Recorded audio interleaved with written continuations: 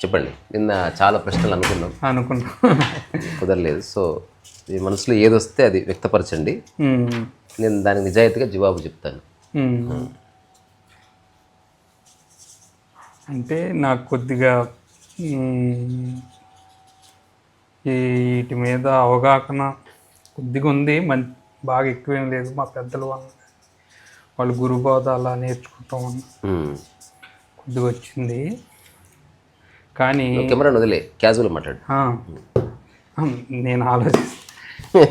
అంటే నిన్న చాలా అడిగారు మీరు, స్పాంటేనియస్ ఎక్స్ప్రెషన్ ఉంటుంది, ఫ్రీజ్ అయినట్టు అనిపించింది, అందుకని అట్లా చెప్పాను. ఫ్రీజ్ అవ్వకండి. ఎందుకన్నా నిన్నకి వాళ్ళ డిఫరెన్స్ వచ్చింది నాకు. ఆ స్పీడ్ లేదు, ఎందుకని అర్థం కావట్లేదు. అంటే నిన్న మీరు ఒక మాట అన్నారు, అడుగుతున్న క్వశ్చన్స్ బాగానే ఉంది, దానికి గ్యాప్ ఇచ్చి అడుగు, ఎందుకంటే దాని యొక్క ఎసెన్స్ మైండ్ పట్టుకోలేదు. అట్లా అంటే గులాబ్ జామ్ తిన్న తర్వాత కాసేపటికి ఐస్ క్రీమ్ తింటే బెటర్. అది అనుకో పొరబోయే ప్రమాదం ఉంటుంది, హెల్త్ ఇష్యూ రావచ్చు. అదే ఆ పాయింట్ నాకు బాగా నచ్చింది. ఎందుకంటే దాంట్లో చెప్పిన పాయింట్ మనకి ఎంతవరకు తీసుకోగలుగుతున్నాం అన్నది, దాని తర్వాత ఇంకో పాయింట్కి వెళ్తే బాగుంటుంది. అంటే జీవిత సంబంధ విషయాల్లో తొందర పనికిరాదు, తొందర లేకపోతే తొందర అర్థమవుతుంది. అది అంటే లాజిక్ అది. తొందర పడకపోతే తొందర వచ్చేస్తుంది, తొందర పడితే చాలా ఆలస్యం. దాన్ని బట్టి సరే, నేను నా వృత్తిరీత్యా ఏంటంటే నేను సాఫ్ట్వేర్ ఇంజనీర్గా ఎసెన్షియల్లో గత 5 years నుంచి వర్క్ చేస్తున్నాను. నా క్వశ్చన్ ఏంటంటే, ఇప్పుడు మనం జాబ్ రీత్యా వర్క్ చేస్తున్నాం కానీ దాంట్లో అనుకున్నంత ఆనందాన్ని పొందలేకపోతాం. ఇది ఫస్ట్ ఇంపార్టెంట్ అబ్జర్వేషన్. నిన్న దీని గురించి కొంత మాట్లాడాం. దానికి ఒకటే సింపుల్ ఆన్సర్. కొన్ని సంవత్సరాల నా అన్వేషణకి చిన్న జవాబు దొరికింది. నేను ఎవరికి చెప్పినా దాన్ని కాదనలే. ఇది ప్రాపంచిక విషయము. ప్రాపంచిక విషయాల్లో ఆనందం వెతుక్కోవద్దు, తృప్తి వెతుక్కోవద్దు. ఒకవేళ తృప్తి కావాలా, డబ్బు మీద ఫోకస్ తీసేసి అంతే. అర్థం వేసేస్తావా? ఇప్పుడు మీరు చెప్పిన పాయింట్ ప్రకారం దీంట్లో ఎంత ఆనందం వస్తుందో, అలాగే ఇక్కడ కూడా మనం ఎందుకు ఎత్తుకోలేకపోతున్నాం? దొరకదు అది. అంటే చింత చెట్టుకి మామిడికాయ వెతికినట్టే ఉండదు అది, అసలు లేదు. ఎప్పుడు వస్తుంది? నువ్వు ఒక కంపెనీ పెట్టు, నీకు నచ్చినట్టు రన్ చేయి. ఇప్పుడు నాకు తెలిసిన ఒక ఫ్రెండ్ ఉన్నాడు, ఒక హోటల్లో అతను మేనేజర్గా పనిచేసేవాడు. ఎప్పుడు నాతో చెప్పేవాడు అనమాట. ఇది ఎప్పుడు 2011-12 స్టోరీ చెప్తున్నా. అసలు మా హోటల్ ఎంత బాగుంటుంది, అంబియన్స్ మస్తు చేసుకోవచ్చు, మా ఓనర్ గాడు గబ్బు లేపుతాడు, వాడి కస్టమర్స్తో ఎలా డీల్ చేయాలి తెలీదు, నేనేమో మేనేజర్ గాడిని, ఆడికి చెప్తే నా ఉద్యోగం. నేను నువ్వే హోటల్ ఎందుకు పెట్టావు, నీకు నచ్చినట్టు చెయ్యి అన్న. ఫస్ట్ టైం తను ఈ మాట నాతో ఎవరు చెప్పలే. ఆలోచిస్తాను అని చిన్న హోటల్ పెట్టుకుని బతుకుతున్నాడు. సూపర్ చిన్నది, ఎక్కడో ఆంధ్ర సైడ్. నాకు ఒకసారి ఫోటో వీడియో కాల్ చేశాడు, బ్యూటిఫుల్గా చిన్న. నేను తనకు ఐడియాస్ చెప్పాను, అంటే పెయింటింగ్స్ పెట్టు, ఆ తర్వాత నీకు నచ్చిన వ్యక్తుల కొటేషన్స్ పెట్టు, కొన్ని పుస్తకాలు పెట్టు. భోజనశాల అంటే భోజనమే ఉండొద్దు, భోజనం వచ్చిన వాడికి భోజనం లేకపోయినా ఇంకో భోజనం దొరకాలి. ఓ మంచి పాట పెట్టు, లాల్గుడి జయరామన్ సంగీతం పెట్టు, ఆ తర్వాత క్లీన్లీనెస్ మెయింటైన్ చేయి, వచ్చిన వాళ్ళతో హంబుల్గా మాట్లాడు, అందరికి అది నేర్పించు అట్లా. సో ఇప్పుడు నువ్వు అట్లా చేస్తే నాకు తృప్తి దొరుకుతుంది. So you start your company. Okay, ఇప్పుడు నా పని నేను సృష్టించుకొని ఆనందంగా ఉన్నా. ఇప్పుడు ఇది నా దగ్గర పనిచేసేవాడు ఎందుకు ఆనందంగా ఉంటాడు? ఎందుకంటే నేను తెలుసుకున్నా. ఇప్పుడు బాలు ఉన్నాడు, వాడికి ఏ మాత్రం నేను గైడ్ చేయను, వాడు స్వయం స్ఫూర్తితో చేస్తే అంతే. అదర్వైజ్ నేను వాడి మీద గద్దించడం కానీ, వాడు ఎంప్లాయ్ కాదు, వాడు నేనెంతో వాడంతా, టైసన్ అయినా నేనెంతో వాడంతా. తద్వారా వాళ్ళు నేనెంత ప్రశాంతంగా చేస్తున్నాడు, వాళ్ళంత ప్రశాంతంగా వాడంతా అర్ధరాత్రి కూర్చొని రాశాడు చూడు. ఇది జాబ్ అయితే చేస్తాడా, ఏదన్నా 6 దొబ్బేయాలి అంటాడు. ఇది శ్రద్ధకు సంబంధించింది. వాడు ఇప్పుడు ఉండి నాకు ఓపిక ఏదైనా పడుకుంటా అంటే నేను నో చెప్పడానికి లేదు. ఇక్కడ పూర్తి స్వేచ్ఛలు ఉన్నాం కదా. వాళ్ళని అడిగి ఎప్పుడన్నా ఎప్పుడు పడితే పడుకుంటారు. అలా మళ్ళీ పని జరుగుతుంది బాగుంది. సో ఒకవేళ పని చేస్తే నాలాంటి వాడి దగ్గర నువ్వు చేసావు అనుకో, అసలు నీకు పని చేసినట్టే ఉంటుంది. ఎందుకంటే మన లైఫ్ని ఎక్స్పీరియన్స్ చేస్తాం అక్కడ. కానీ 99% అట్లా ఉండదు. ఎప్పుడైతే డబ్బులు ఎక్కువైపోయి వాళ్ళకు ఒత్తిళ్ళు, అంతర్జాతీయ స్థాయి ఒత్తిళ్ళు, కంపెనీలు, డెలివరీలు, అప్రైజల్ తర్వాత మార్కెట్ ఇదంతా వచ్చేసి ఏమైందంటే సీరియస్ అయిపోతుంది. అందుకని అది నా ఆన్సర్. నువ్వు జాబ్లో ఆనందం వెతక్కు, ఆనందంగా జాబ్ చేయాలంటే జాబ్ నువ్వే తయారు చేసుకో. ఇప్పుడు నువ్వైతే కోరుకుంటున్నావు నీ ఎంప్లాయీస్కి అది ఇవ్వగలదో చెక్ చేసుకో. అది ఇవ్వగలవా ఇవ్వలేదంటే మీరు అయితే మీకు మీ రిలేటెడ్ మైండ్ సెట్లో ఉంటున్నారు కాబట్టి అది మీరు చేయగలుగుతున్నారు. అందరూ అలా ఉండాలని తెలియదు. లేదు. అంటే మనం మూలం పట్టుకొని ఒకప్పుడు రైట్ సోదరులు విమానం ఎగిరేస్తే వాళ్ళకే సాధ్యం అనుకున్నారు. ఇప్పుడు కొన్ని వేల మంది ఎగిరేస్తున్నారు. దానికి తగ్గ వాతావరణం క్రియేట్ చేస్తే హోప్ వస్తుంది. నువ్వు కొత్త తరహా వ్యాపారం స్టార్ట్ చేయి, కొత్త తరహా కంపెనీ స్టార్ట్ చేయి, దాని పాలసీ స్టార్ట్ చేయి. నేను కంపెనీలో స్టాండర్డ్ పర్ఫామ్ చేసినప్పుడు వాళ్ళ స్టోరీ చెప్పాను నేను స్టేజ్. నేను వెళ్ళి అడిగాను ఈ కంపెనీ ఎవరు పెట్టారు కానీ అమేజింగ్ పర్సన్. లాక్డౌన్ టైంలో ఆల్మోస్ట్ కంపెనీ మూతబడిపోయే సందర్భం వచ్చేసింది. వర్క్ ఫ్రమ్ హోమ్ అప్పుడప్పుడే పరిచయం. దాంతో వాళ్ళకి హోప్ కోల్పోయారంట ఎంప్లాయీస్. ఇదేది మన చిప్స్ తయారు చేస్తారు కదా ఎథలాన్, అటువంటి కంపెనీ అది. అప్పుడు ఆ కంపెనీ ఓనర్ ఏం చేశారంట, ఇప్పటి నుంచి కంపెనీ నాది కాదు మనందరిది, మనందరిది కాబట్టి మనందరం ఆలోచిద్దాం రండి అన్నాడు. మనందరిది అని చెప్పింది మనందరిది ఎట్లయితే సార్ అంటే బయట కూర్చున్న వాచ్మెన్ దగ్గర నుంచి నా వరకు అందరికీ షేర్స్లో వాటా ఇస్తా. ఆ వాచ్మెన్కి 0.0001% షేర్. బట్ అట్లీస్ట్ మన కంపెనీ డెవలప్ అయితే వాడికి లక్షలు వస్తాయి. అట్లాగే నీకు 0.00 అంతే ఉంటుంది. But you are a shareholder. నేను పెట్టాను కాబట్టి నాకు 8% ఉంటుంది. కొందరు ఇన్వెస్ట్ చేశారు కాబట్టి వాళ్ళు 10% ఉంటుంది. But we are all shareholders, not employees. మీకు శాలరీతో పాటు shareholders. So let us work. అప్పుడు వాళ్ళంతా మనదనం భావనలో కంపెనీ నిలబడ్డది. అది సో చూడు ఐడియాస్ ఉన్నాయి. నాకు ఏదో బిజినెస్ చేయాలి ఏదో చేయాలని వస్తుంది ఆలోచన. కానీ ఏం బిజినెస్ చేయాలి ఎలా చేయాలి అనేది ఎలా మనం ఫైండ్ అవుట్ చేయొచ్చు బిజినెస్ విషయం. ఇవన్నీ పక్కన పెడితే నీ మైండ్లో క్వశ్చన్స్ ఏమైనా ఉంటే అడుగు, మనం ఇట్లాంటి తర్వాతనే మాట్లాడుకోవచ్చు. ఓకే, అంటే జనరల్ డిస్కషన్ కంటే చూసే వాళ్ళకి ఏం మాట్లాడుకుంటూ అర్థమైతే లేదు. ఓకే, ఇప్పుడు మనిషి మనం జాబ్ చేస్తున్నాము, ఇంకోటి ఏదో నిత్యావసర మనకు కావాల్సింది చేస్తున్నాం డైలీ. కానీ ఒక ఉత్సుకత సంతోషం ఎప్పుడు మనిషిలో నరనరాన వచ్చి ఒక ఆనందంగా ఎప్పుడు మార్నింగ్ లేచినా ఏ టైం లేచినా లేకపోతే ఇంకోటైనా దాన్ని ఎప్పుడు ఒక ఆనందంతో ఉండాలంటే మనిషి ఎలా? అదే వేరే వాళ్ళ పని చేసినంత వరకు, వేరే వాళ్ళ గురించి వచ్చిన ఆలోచనలు మనసులో ఉన్నంత వరకు సేమ్ మనసుని శరీరంగా చూడు.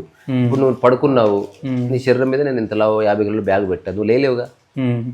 సో మనసు మీద కూడా అంత బరువు వేసుకొని తిరుగుతున్నామా? సో శరీరం స్థిరంగా ఉంది కానీ మనసు కుంగి పెంచాలి. అందుకని మనసులో ఏముండకూడదు ఎక్కువ. తక్కువ ఆలోచనలు, ప్రభావవంతమైన ఆలోచనలు, వాటిని ఆచరించి ఆచరణాత్మకమైన ఆలోచనలు, అట్లా జీవితాన్ని గడిపేసేయాలి. అప్పుడే నువ్వు అన్న ఉత్సుకత, ఉల్లాసం, ఉత్సాహం ఉంటుంది. అందరూ ఉండదు. వయసు పెరుగుతున్న కొద్ది ఎందుకు పోతుంది, ఆలోచనలు ఎక్కువైపోయినాయి. కొడుకు గురించి వస్తుంది, దాని గురించి వస్తుంది, బిజినెస్ గురించి వస్తుంది, సక్సెస్ కాలే అంటుంది, ఫ్రెండ్ వస్తుంది, ఏదో తర్వాత తాగాలి ఉంటుంది, ఆరోగ్యం వద్దంటది, ఏదో కలిసి దాని అంత వలన వస్తుంది. ఓకే, మీరు నిన్న ఒక పాయింట్ చెప్పారు, నేను ఎందుకు అన్నీ చేయట్లేదు అనుకుంటున్నావు, నేను ఇష్యూ వచ్చినప్పుడు దాన్ని డిస్కస్ చేసి నువ్వు అన్న నిర్జీవంగా అన్నావు కదా, అబ్సల్యూట్లీ లేదు. ఒక ఆనందాన్ని ఒక బాధని నేను ఎప్పుడు తీసుకున్నా మనసుకి, దాన్ని చెల్లించకుండా నేను ఉంచుతున్నాను అన్నారు. దానివల్ల ఎక్స్పెక్టేషన్స్ కానీ ఇంకోటి కానీ దాన్ని ఆలోచన లేదు కదా. లేదు, నాకేది సాధ్యమో చేస్తా.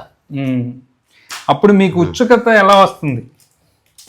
కొత్తది నేర్చుకోవడం వల్ల.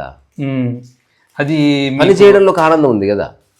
పని చేయడం ద్వారా వచ్చే ఫలితంలో ఆనందం చాలా మంది ఉంది, అది వేరే సంగతి. నాకు పని చేయడంలోనే ఒక రకమైన రసం దొరుకుతుంది. ఇప్పుడు ఇట్లా సంతకాలు పెడుతున్నా కదా, ఐఎమ్ రియల్ ఎంజాయ్. నిన్న రాత్రి నుంచి 100 పుస్తకాలు సంతకాలు పెట్టాను. పుస్తకం రాయడమే తలకాయ అనుకుంటే వాడు సంతకాలు పెడతాడు, వాడిచ్చే 200 మన సంతకాలు పెడతాడు అనే వస్తుంది thought. It's not about money, it's about. ఇప్పుడు రఘు గారు అని రాశాను, ఆయన ఎవరు కూడా నాకు తెలియదు, బట్ జస్ట్ ఆయన పేరు ఉచ్చరిస్తున్నాను, వాళ్ళు నా పేరు ఉచ్చరిస్తారు. ఈ గాలి శబ్ద తరంగాలు అట్లా ఎవరెవరికో తగులుతాయి, జీవం వస్తారు. చిన్నపిల్లలు నాకు ఓషో చిన్న సందర్భం చెప్తారు, నాకు బాగా నచ్చుతుంది. ఏంటంటే ఎవడో జీవితంలో ఏం చేయాలన్నా ఏదో ఒక మోటివ్ ఉండాలి అని అనుకుని ఒక వ్యక్తి నడుస్తూ ఉంటాడు గురువేటలో. అప్పుడే ఒక వ్యక్తి పిల్లగాడు ఉయ్యని పరిగెడుతుంటాడు. అసలు అక్కడి నుంచి ఎంత వేగంగా అంటే అసలు లారీలాగా పరిగెడుతుంటాడు. ఇతను దాటుకొని వెళ్ళిపోతాడు. అక్కడ ఏముండదు రోడ్డు. ఏ బాబు ఏంటంటే ఉయ్యని మళ్ళీ మలుపుకొని వచ్చినాడు. చెప్పు చెప్పు చెప్పు అంటే ఎడిపోతుందంటే ఎందుకు పరిగెడుతుంటే ఊరికే అన్నాడు. ఎగ్జాక్ట్గా అట్లా జీవిస్తున్నాడు. ఊరికి పరిగెడుతున్నా, ఎక్కడన్నా ఆపుతా. అదే నాకు లక్ష్యం ఉంటే నాకు ఇష్టం లేకపోయినా పరిగెత్తాలి కదా. ఆ లక్ష్యం లేకుండా మీకు అది అంత ఆనందంగా ఈ పని చేయాలి, ఈ గోల్స్ కానీ నాకు సాధ్యమైంది చేస్తున్నా, లక్ష్యం నెరవేరుతుంది. ఆలోచన లేకుండా దాన్ని ఆలోచన ఎలా చిన్న చిన్న లక్ష్యాలు ప్రాసెస్ లో పెడతాం. చిన్న చిన్న లక్ష్యాలు ఉన్నాయి, ఇవన్నీ కొరియర్ చేయాలి, లక్ష్యమే కదా. కానీ పెద్ద గంభీరత అంటే పెద్ద మన పీక్ కట్టాలు కట్టే లక్ష్యాలు ఏమీ లేవు. మన దేశాన్ని మారుద్దాం అట్లాంటి. నా చుట్టుపక్కల ఉన్న 5-6 మందిని మారిస్తే దేశంలో వాళ్ళు సభ్యులు కాబట్టి దేశం కొంత మారినట్టే అట్లా. సో నేను చాలా సింపుల్ అండర్స్టాండింగ్లో జీవిస్తున్నా. నేను పొద్దు నుంచి రాత్రి వరకు ఎప్పుడు ఇట్లే ఉంటాను, అర్ధరాత్రినే ఇట్లే ఉంటాను. ఎందుకు? నేను ఏదో చిన్న చిన్న పనులు చేసుకుంటూ ఉంటాను. ఎవరో చూస్తారని కాదు, బాగుంది ఇట్లా. అంటే tried and tested life style ఇది. కొన్ని సంవత్సరాలు ఇట్లా ఉండి చూసినా నాకు అసలు బోర్ రాదు. ఇప్పుడు వీడు టైసన్ బాలు ప్రత్యక్ష సాక్షులు కాబట్టి నేను ఎప్పుడు సేమ్ ఉంటాను. ఇప్పుడు మీరు అన్నట్టు చిన్న గోల్ కంటే ఓకే చిన్న వాటికి, కానీ పెద్ద గోల్కి పెద్ద వాటికి ఇది ఎలా మీరు నేను పెట్టుకోను అసలు. మీరు పెట్టుకోరు. పెట్టుకునే వాళ్ళు ఏం చేయాలి, ఫస్ట్ అవి ముగించుకొని నెక్స్ట్ లైఫ్లోకి పడాలి. ఎంత సాధ్యమో అంత చేస్తురా, లేదా ఒక 10 మందిని తీసుకో, అప్పుడు ఆ పెద్ద గోల్ మేనిఫెస్ట్ అవుతుంది. మొత్తం నువ్వెందుకు మోస్తావు? చిన్న చిన్న చోట తెలుస్తావు. బియ్యం బ్యాగ్ మోయాలంటే పైసలు రాని లేపుతాం కదా. నేను ఒక్కడనే మోస్తా అంటే స్టెప్. బ్యాగ్ సైజు మారితే నువ్వు రావాలి, ఇంకా 2 బ్యాగులు అయితే వీళ్ళు రావాలి, ఇంకా అసలు చాలా అయితే ప్రొక్లైనర్ విలువ రాడు అంటే అప్పుడే అప్పుడు నువ్వు ఒక్క బ్యాగ్ లేపడం ఎంతో, ప్రొక్లైనర్ 100 బ్యాగులు లేపడము అంతే. బోత్ ఆర్ రిలాక్స్డ్ స్టేట్స్ అట్లా. ఇప్పుడు నాకు ఎక్కువ పని ఉందనుకో, వాడు చేస్తున్నాడు కదా కొంత. ఇప్పుడు ఇది నేనే ప్యాక్ చేయాలంటే నేను చేయలేను అస్సలు. అదంటే నాకు ఎక్కువైపోతుంది. అందుకని మా ఇంట్లో అందరికీ అలవాటు చేసిన. నువ్వు ఒకవేళ బాలు కనుక అలసిపోయాడు అనుకో, నా బిడ్డ వచ్చి కొంత అందుకుంటుంది, ట్రై చేస్తారు అట్లా. అలాగే బాలు చేసినంత నీట్గా నేను చేయలేకపోవచ్చు. వాడికి అది వాడు చేస్తున్నాడు, వాడు శ్రద్ధగా. నేను ఎప్పుడు చెప్పను, నేనే ఆశ్చర్యపోతా వాడు అట్లా పగలు రాత్రి చేస్తుంటే. నాకు చిన్న ఏమంటారు హృదయంలో తృప్తి కలుగుతుంది. Nice, this is how one should work అనిపిస్తుంది. అలాగని వాడిని ఎప్పుడు మెచ్చుకోను, ఏముండదు అసలు. గుర్తిస్తా అంతే తప్ప. ఇంకా మాట మెచ్చుకున్నాడు పెద్ద ఫీల్ అయ్యేది ఏముండదు అసలు. అంటే అనవసరంగా నా బుద్ధి లేక మెచ్చుకున్నట్టు ఉంటుంది. అరే వరప్రసాద్ పంపించారా? ఇది వేరే నేను తీస్తే వరప్రసాద్ బొమ్మ వచ్చింది. సరే ఇది వేరేది. అట్లా సింపుల్. మనం అనుకుంటున్న, ఇప్పుడు నువ్వైతే సాధించాను అనుకుంటున్నావు, అది మీ ఇంట్లో గుర్తించకపోతే హఠాత్తుగా నీకు నిరాశ వచ్చే ప్రమాదం ఉంది. సో వేరే వాళ్ళ కోసం చేసేదంతా అబద్ధం. నీకు సాధ్యమైంది చెయ్యి. వేరే వాళ్ళు గుర్తిస్తే గుర్తించారు, లేకపోతే లేదు. నేను ప్రస్తుతం అట్లా ఉన్నా. అదే ఏదో ఒకటి గుర్తు కానీ లేకపోతే మన ఇంక్రిమెంట్ కానీ ఏదో ఒక లేకుండా అవేవి లేవు. అంటే నేను నా జీవితాన్ని నెలల్లో సంవత్సరాలు విభజించిందే లేదు. రోజు పని అంతే. ఎన్ని సంవత్సరాలు అంటే 150 ఉంటే 150 లేదో పని చేస్తూ ఉంటాను. ఇప్పుడు జాబ్ చేసేవాడికి నెలలో విభజన 12 నెలలు, నెలకింత ఇంక్రిమెంట్ ఎప్పుడు వస్తుంది, శాలరీ ఎప్పుడు వస్తుంది, ఇవన్నీ నెలల్లో ఉంటాడు వాడు. నా జీవితంలోకి వెళ్ళి టైం తీసేసిన నెల, రోజు, మధ్యాహ్నం, పొద్దున. నేను పక్కకు వచ్చేసి మనం అన్వయించుకోలేవు.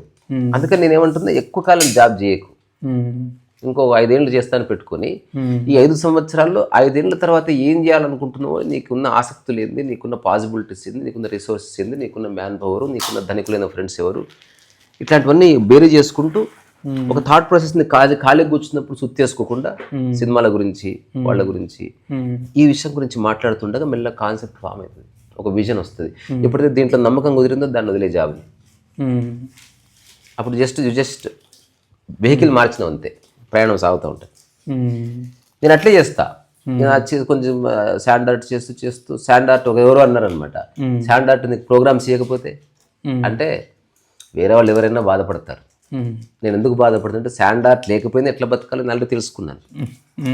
ఎట్లా అంటే పుస్తకాలు, ఒక దాని మీద డిపెండెన్సీ లేదు. పుస్తకాలు అయిపోయేలోపు పెయింటింగ్స్ అయిపోయేలోపు ఇప్పుడు టీషర్ట్స్ కూడా స్టార్ట్ చేసిన. అంతే, ప్రతి చోట చూడు మోసం లేదు, పని ద్వారా వేతనమే. అది నేను గౌరవంగా భావిస్తాను. అట్లా అంతే, అది జీవితకాలం చేస్తాను. నాకు ఇంకా చాలా ఐడియాస్ ఉన్నాయి. ఇప్పుడు గోడలకు సున్నం వేద్దాం అనుకుంటున్నా. అట్లా ఇల్లు ఎవరైనా కొనుక్కుంటే సున్నంతో పాటు కొన్ని పెయింటింగ్స్ అట్లా వేయచ్చు, తర్వాత వాల్ పెయింటింగ్ చేయొచ్చు. అదే దీని నుంచి అలా మీరు ఎలా మౌల్డ్ అవుతున్నారు? ఇంత అన్ని పనులు ఒకటే చేసేది నేనే కదా. ఇప్పుడు నోట్లో బ్రష్ చేసేది, పెయింటింగ్ మీద బ్రష్ చేసేది నువ్వు కదా. రెండు వేరే వేరే పనులు నువ్వు అనుకుంటున్నావు, నేను అనుకోవట్లేదు. అంతే, అది నీ ప్రాబ్లం. ఇప్పుడు నేను సంతకం పెడుతున్నా, ఇన్ని సంతకాలు పెడుతున్నా, ఏదో రాస్తున్నా, కింద పుస్తకాలు మాడుతూ ఉన్నాయి. అట్లా చూడు ఎంత సింపుల్గా ఉంటుందో. మన పర్సెప్షన్ చాలా నేరో మైండెడ్నెస్తో నిండిపోయింది. మన పర్సెప్షన్లో విశాలత్వం లేదు.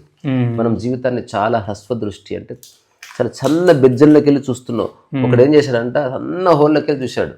చూస్తుంటే ఒక 20 చెట్లు, ఒక 2-3 జింకలు కనిపించినాయి. 50 ఏళ్ళు చూశాడు, అదే అడవి అనుకున్నాడు వాడు. గురువు వచ్చి గోడందంతే తెలిసింది అడవి ఎంత పెద్ద ఉంది. చేయవలసిన గోడంది అన్నాలే, లేదా హోల్ అన్న పెద్దగా చేయాలి. ప్రపంచాన్ని వేరే కోణంలో చూడాలి. ఒక గురువుని కలిసిన. ఆ ముసలోడు వెరీ రిమార్కబుల్ మ్యాన్. టైసన్, ఇది వినరా చిన్న కిస్సా. ఆయన దగ్గర కూర్చుంటే ఎవరో అన్నారు, పైసలు కావాలి, నువ్వేమో ఏం చేయవు, ఊకే కూర్చుంటావు, పైసలు ఎటుకెళ్ళి వస్తాయి అని అన్నది ఒక ఆమె. పైసలు ఎట్లా వస్తాయో తెలుసు, నీ బొంద తెలుసు నీకు అంటే అందరూ ఆయనకు అట్లా సరదాగా మాట్లాడతారు. ఆయన చాలా పెద్ద ఆయన, కానీ ఆ చనువు ఉంది. ఎట్లా వస్తాయి చెప్పు అంటే ఆయన చెప్పాడు టైసన్. నాకు చెప్పాడు స్పెసిఫిక్గా, చూడప్పా, ఆయన యాస అనంతపురం తాడిపత్రి యాస.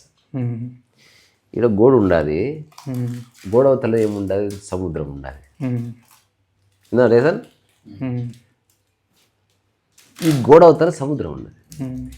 నేనేం చేసిన, అవతల సముద్రాన్ని గుర్తుపెట్టి చిన్న బెజ్జం పెట్టినా. అందుకని కొన్ని నీళ్ళు వస్తాయి కదా. అట్లా ఇప్పుడు నాకు అదే పైసలు దుడ్డు అవసరం లేదని నేను చిన్న బెజ్జం పెట్టినా. అందుకని మనందరూ సరిపడే దుడ్డు వస్తుంది. నాకు డబ్బు అవసరమైందా అనిపిస్తే ఇక్కడ బెజ్జం ఎక్కువ చేస్తా, ఆటోమేటిక్గా వస్తాయి అని. నీకెందుకు చెప్తున్నానో తెలుసా, ముసలి దానికి అర్థం కాదు ఇది అన్నాడు. ఎవరైతే అడిగిర్రో ఆమెకు అర్థం చేసుకునే శక్తి లేదు. నువ్వు పోయి ఛాయ్ చేసుకురా అప్పుడు నా ముసలి దాన్ని తిట్టి పంపించాడు. అంటే కొందరికి ఆ క్లారిటీ ఉంటుంది, ప్రస్తుతం అవసరం లేదు, చూద్దాం. ఎందుకంటే వాటి మీద మమకారం లేదు కదా. అట్లా. కానీ శ్వాస అంత ముఖ్యమో మనీ అంత ముఖ్యం కాదు ఇప్పుడున్న. అది ఆల్రెడీ తెలుసు, ముఖ్యము కాదు అవసరం. ఏంటి తేడా? అవసరం ముఖ్యమంటేనేమో నువ్వు ప్రాధాన్యత ఇచ్చినట్టు అవుతుంది. ఇప్పుడు ఆక్సిజన్ సిలిండర్, చచ్చిపోయేవాడికి ఆక్సిజన్ సిలిండర్ ముఖ్యం, మన గాలి అవసరం అంతే.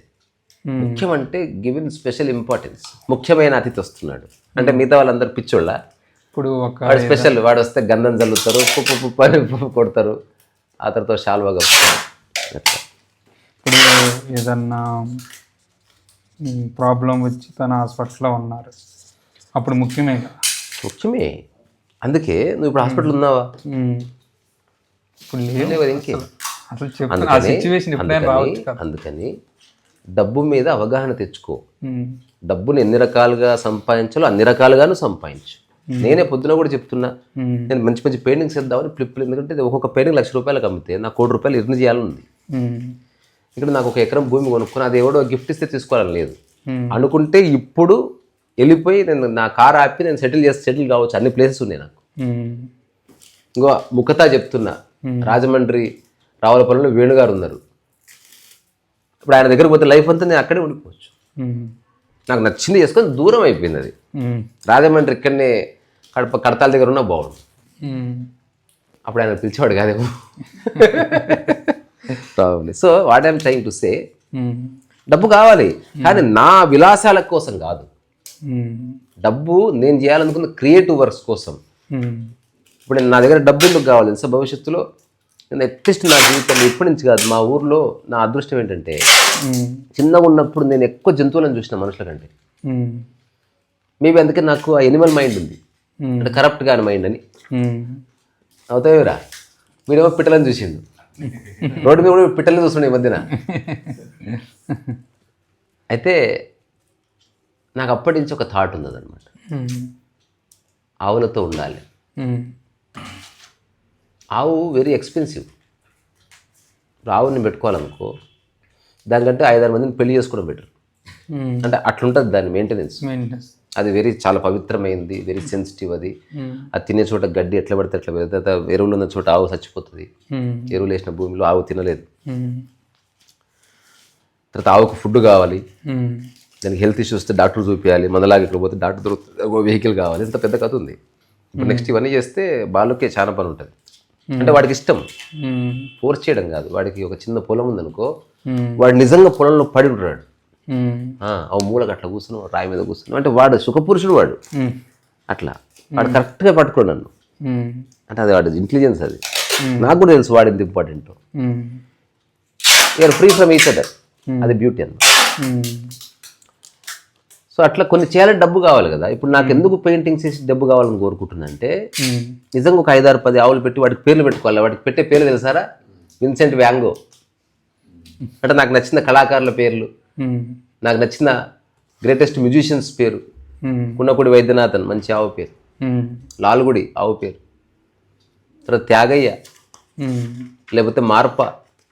అరే మిల్లరేపేడు రా ఎక్కడ బాయ్ అంటే అక్కడ. అది అట్లుండాలి. నాకుంది ఒక విజన్. అలాగే నాకు యాంగ్జైటీ ఏం లేదు.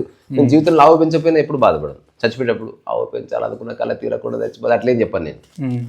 ఇప్పుడు అప్పుడు నేను చెప్తా అందరు ఆవులు నావేం చెప్పి చచ్చిపోతుంది, నాది వేరే స్పెషాలిటీ.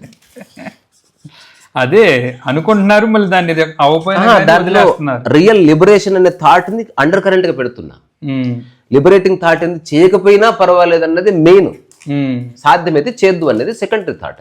అది ప్లాన్ ఏ ప్లాన్ బి అంటాం కదా. Plan A should be existential, plan B should be worldly. అది ఇంపార్టెంట్. అయినా అవ్వపోయిన అన్నప్పుడు దాని వల్ల మనం పూర్తి ప్రయత్నం చేస్తా. అది ప్రయత్నం చేసి సాధ్యం కాకపోతే నవ్వుకుంటా, అరే ఇంత ట్రై చేస్తే కాలేదురా టైసన్, సరే మళ్ళీ చేద్దాం తీ. అంటే లేదన్నా మన ఇద్దరం డెత్ పెట్టి మీద ఉన్నాడు అనుకో, ఆయన అయితే మన తర్వాత చేద్దాం లేదు, మళ్ళీ ఎండ్ అయిపోయాడు అట్లా.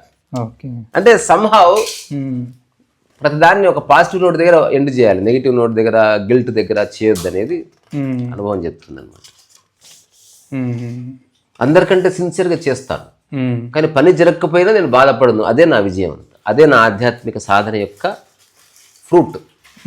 అంతే, అంతకుమించి ఏం లేదు. అంటే జర్నీని మొత్తాన్ని ఎంజాయ్ చేయాలి మంచిగా. అది లాస్ట్లో వచ్చే ఆ రిజల్ట్ గురించి మనం ప్రయత్నం చేద్దాం. వర్కౌట్ కాలేదు అయితే ఏమవుతుంది, మళ్ళీ ప్రయత్నం చేద్దాం. ఓకే, ఇంకా ఈ క్లారిటీ అయిపోయింది. ఇంకోటి ఏంటంటే మా సాఫ్ట్వేర్కి వచ్చే లోపల ఇప్పుడు నువ్వు అందరం కలిసి ఒక టెక్నాలజీ మీద వర్క్ చేస్తావు. ఒకళ్ళు ఒక్కో టెక్నాలజీ చేస్తారు, దాన్ని డివైడ్ చేసి టీములుగా డివైడ్ చేసి ఉంచుతారు ప్రాజెక్ట్కి వచ్చి.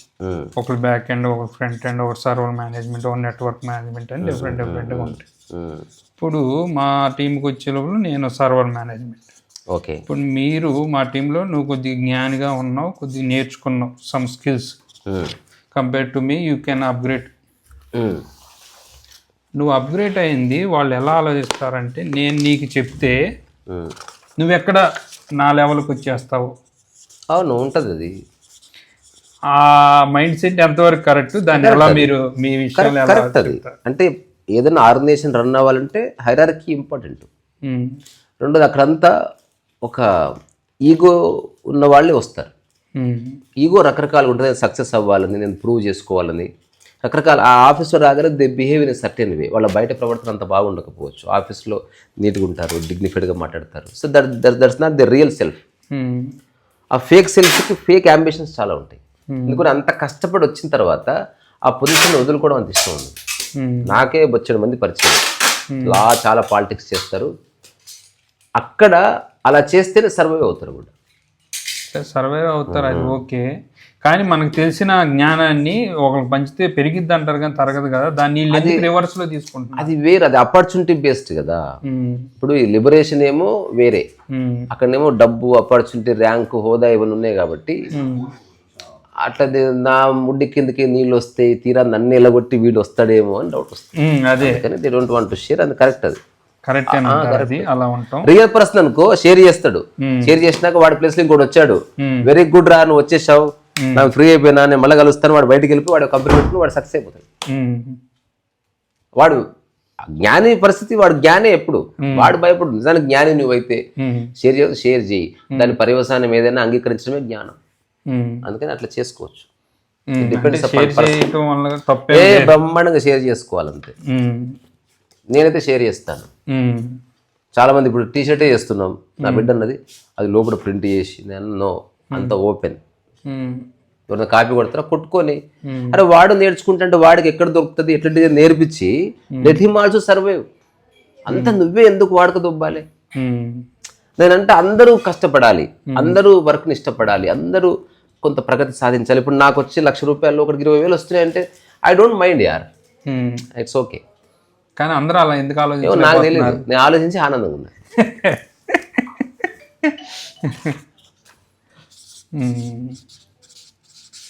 నేను సెలబ్రేట్ చేసుకుంటే ఇంకా, ఇప్పుడు నేను ఒక పెయింటింగ్ వేస్తున్నా, దాని టెక్నిక్ ఏదో ఉంది వీడికి చెప్తా. ఇప్పుడు నేను శాండ్ ఆర్ట్ నేను స్టార్ట్ చేసిన, నాకంటే బ్రహ్మాండంగా చేస్తున్నాడు అసలు. నేను ఫుల్ ఎంజాయ్ చేస్తా, నాలో ఇంత జెలసీ ఉండదు. వాడు ఇప్పుడు దాన్ని బేస్ చేసుకొని ప్రపంచంలోనే మాస్టర్ అయినా I feel so proud, I feel happy. ఇంకా ప్రౌడ్ కూడా అక్కర్లే. మనదంటూ ఏది ఉండొద్దబ్బా. వాడు అర్థం చేసుకున్నాడు, వాడు ఎక్కువసేపు కష్టపడ్డాడు, దాన్ని అర్థం చేసుకున్నాడు, మంచిగా చేస్తున్నాడు, అది వాడిది. నాది ఎట్లయితుంది? మేబీ ఐడియా నాదై ఉండొచ్చు. ఇప్పుడు రాఫెల్ ఫ్లైట్స్ కొనాలన్నది, యుద్ధ విమానాలు ఐడియా కాంగ్రెస్ అయినా తెచ్చింది మోదీనే కదా. ఐడియాలు వస్తూ అనుకుంటాయి. రెండోది, నా జ్ఞానాన్ని వాడు ఎప్పుడు లాక్కోలేడు, నా ఎక్స్పర్టీస్ నాకు ఎప్పటికీ ఉంటుంది, అది ఎవరు తీసుకోలేడు. అందుకని అది క్లియర్. అందుకని భయం అక్కర్లేదు. నేను అందరికి చెప్తున్నా, యూట్యూబ్ ఈరోజు పొద్దున్న ఒక అమ్మ ఫోన్ చేసింది నాకు, మా పిల్లలు అమెరికాలో ఉంటారు, ఎంత స్ట్రేంజెస్ట్ టైసన్, మా పిల్లలు అమెరికాలో ఉంటారు, మీ టాక్స్ లో ఉన్నాయి కదా, అందులో ఒక్కొక్క నిమిషం నాకు నచ్చినవి రాసి పెట్టుకున్నానమ్మా, అవి నీ టాక్ వస్తా ఉంటే దాని మీద టెక్స్ట్ పెట్టి ఎడిటింగ్ చేసి నేను యూట్యూబ్ లో పెడతాను, నీకు అభ్యంతరమా అని ఫోన్ చేసింది. నువ్వు అన్నావు కదా ఊరికే తిని పడుకోవద్దు, ఖాళీగా ఉండొద్దని, నాకు కూడా ఏదైనా పని చేయాలనిపిస్తుంది. ఇప్పుడు నా యొక్క సంసారం అంతా అయిపోయింది, ఫ్రీ నా. అమేజింగ్ అసలు, డూ ఇట్. అంటే మీ పర్మిషన్ అక్కర్లేదు, నా పర్మిషన్ కాదు, నీదే. అంత స్వచ్ఛమైన మైండ్ అందరికి ఉండలేదు. నాకు తెలియదు, నాకుంది, నేను నా గురించి మాట్లాడుతున్నాను. ఇప్పుడు స్వచ్ఛమైన మైండ్ ఆ పక్కన పెడితే ఈజీ వే కాదు ఇది లివింగ్. ఏం చేస్తాను ఇప్పుడు వాడు పెయింటింగ్ చేస్తే నేను సంతోషపడడం ఎంత ఈజీగా ఉంది. లేదా వాడిని ఒక్కసారి ద్వేషం ఎంటర్ అయింది అనుకో, వాడిని మెల్లగా పంపించేసేయాలి. టెస్టింగ్ ఎప్పుడో ఇప్పటి నుంచి శాండ్ అయ్యేది, లేకపోతే ఎప్పుడు వేసినా సరే నా పేరు చెప్పాల్సి, ఇట్లాంటివంతా బక్వా స్టార్ట్ అవుతుంది. ఇట్లా చెప్పుకుంటే నేను వీడియోలో మొత్తం చెప్పేసి నేను. కానీ టైసన్ ఇదంతా అబద్ధం. అంటే నువ్వు ఎంత బాగా పనిచేసినా నాకు హాయ్, అంటే జెన్యున్గా అసలు ఇంకా వాడు గొప్ప గొప్ప పెయింటింగ్ చేయాలని కోరుకుంటుంది. అవసరమైతే నేను ఇన్వెస్ట్ చేసి వాడికి పెయింటింగ్ ఇన్వెస్ట్ చేసి వచ్చిందంటే సగం దొబ్బుతా నేను. మా ఐడియాలు బాగున్నాయి. అప్పుడు ఆయన ఎంత ఆనందపడుతున్నాడు, అదే ఆనందం మనకు. ఇగో నేను చేస్తేనే నేను ఆనందపడాలని లేదు, మస్తు జ్ఞానం పంచి తను కూడా. చిన్న పాప ఉంటుంది, ఆ అమ్మాయి ఏదో వైలిన్ వాయిస్తుంది, నేను ఒక్కడ పెట్టుకుని ఎంత ఒక్కోసారి కాళ్ళు మొక్కు ఇవ్వలేనప్పుడు, ఎందుకంటే జనాలు తిడతారు పిచ్చిలేసింది ఆ మెంటలోడా అని. అట్లా. ఓకే, నిన్న మాట్లాడుతూ ఒక పాయింట్ చెప్పారు. ఒకడు పని చేయకుండా ఎంతసేపు డిపెండెన్సీతో ఉండి మనతో డబ్బు ఖర్చు పెట్టి చేస్తాడు, వాడికి ఆలోచన ఉందా లేదా? ఆ పాయింట్ అసలు ఆ పాయింట్ ఏంటి? దాని వెనక ఒక చిన్న సూత్రం ఏంటంటే, నా దగ్గరకు ఒక వ్యక్తి వచ్చాడు, చాలా సార్లు ఒక మాట అన్నాడు, సంవత్సరం అయింది నేను డబ్బు లేకుండా బతికేస్తున్నా, ఇట్లా కదా బతకాలి, హాయిగా ఉందని. నేను చెప్పాను, నేను ఎందుకు నువ్వు వెళ్ళిపోతావా మెడబెట్టి గంటేయాలని అడిగాను. ఎందుకంటే ఆశ్చర్యపోయాడు, చెప్పి అట్లా మాట్లాడు. నిన్న ఒక్కసారి 2 సార్లు కదా మాటికి రిపీట్ చేస్తున్నావు, అది తప్పుడు అవగాహన. నువ్వు డబ్బులు లేకుండా బతుకుతున్నాను ఎందుకు అంటున్నావు బాబు? డబ్బులు నీవు ఇయ్యట్లేదు, కానీ నువ్వు తాగిన టీ ఉంది కదా, దానికి 10 రూపాయలు ఖర్చు అయిందని నువ్వు గుర్తించకపోతే నీలాంటి అన్కాన్షియస్ పర్సన్ తో నేను బతకను, మాట్లాడు. First get lost from year. ఇప్పుడు నువ్వు నాతో పాటు 10 days ఉన్నావు, నువ్వు 1 రూపాయి ఖర్చు పెట్టలే, రోజు 3 పూటలు దొబ్బి తిన్నావు, ఒక్కో భోజనం 50 రూపాయలు వేసుకున్నా, ఈ 10 రోజులకి రోజుకు 150 రూపాయలు చొప్పున 18 రూపాయలు అయింది. అది నువ్వు గుర్తించినప్పుడు నువ్వు ఇన్సెన్సిటివ్ పర్సన్. నువ్వు డబ్బు నేను ఇస్తేంది, నువ్వు ఇస్తే మనం పార్టీకి వెళ్తాం అందరం, టైసన్ ఇచ్చాడు, అయినా నీ వంతు ఇచ్చాడు కదా, నా వంతు ఇచ్చాడు కదా. అట్లా నువ్వు డబ్బు కడితే వాడిది నాది అందరిది కలిపి కట్టావు, తద్వారా బాలు డబ్బు ఉంది, అందులో టైసన్ డబ్బు ఉంది, డబ్బు నీ ద్వారా వచ్చింది అక్కడికి. కానీ అది వాడి డబ్బు అవసరమైతే టైసన్ భయ్యా కొంచెం ఎక్కువ ఖర్చు అయింది, నాది నేను ఇచ్చేస్తాడు కదా. సో ఇంత ఇన్సెన్సిటివ్ పీపుల్, నేను చాలా మంది ఈ ఆధ్యాత్మిక మార్గంలో కొంత సన్యాసులను చూసిన ఇట్లా, నాకేం అక్కర్లేదు అట్టెట్లుంటది. నువ్వు బీడి తాగినా ఏం చేసినా అందరూ డబ్బే, ఎవ్రీథింగ్ ఈజ్ మనీ. అందుకని నాకు డబ్బు మీద స్పృహ కలిగింది. ఇప్పుడు నేను ఒక ఇంట్లో ఉండి భోజనం చేసిన, నేను ఎప్పుడు గుర్తిస్తా, ఈరోజు నేను రూపాయి ఖర్చు పెట్టలేదు, బట్ నేను తిన్న భోజనానికి 100 రూపాయలు అయ్యింది. వాడు ఖర్చు పెడితేంది, నేను ఖర్చు పెడితేంది. అందుకని ఆ 100 రూపాయలు నేను తిరిగి కాంట్రిబ్యూట్ చేయాలని చూస్తా. పోయి అంట్లు కడుగుతా, లేకపోతే ముసలు ఉంటే కాళ్ళు పడతా పోయి, లేకపోతే నెక్స్ట్ ఏదైనా పని చెప్పండి అంట, మొహమాటం తీసేసేయండి. బీ బ్రూటల్లీ రియాలిటీని చూద్దాం. అట్లా లేదు మీరేం చేయొద్దు, సంవత్సరం ఉంటే చేయొద్దు అంటావా, అప్పుడు నువ్వే చెప్తావు చేయమని. అందుకని ఫస్ట్ డే నుంచే క్లియర్గా ఉందాం. అంటే ఇప్పుడు కానీ పిల్లలు కానీ పేరెంట్స్ మీద ఆధారపడినట్టు, ఫ్రెండ్స్ కానీ అసలు ఏం చేయాలి? పిల్లలు ఒక స్థాయి వచ్చి డబ్బు సంపాదించి కానీ పేరెంట్స్ని పిలిచి చిన్నప్పటి నుంచి ఎంతో చేశారమ్మా.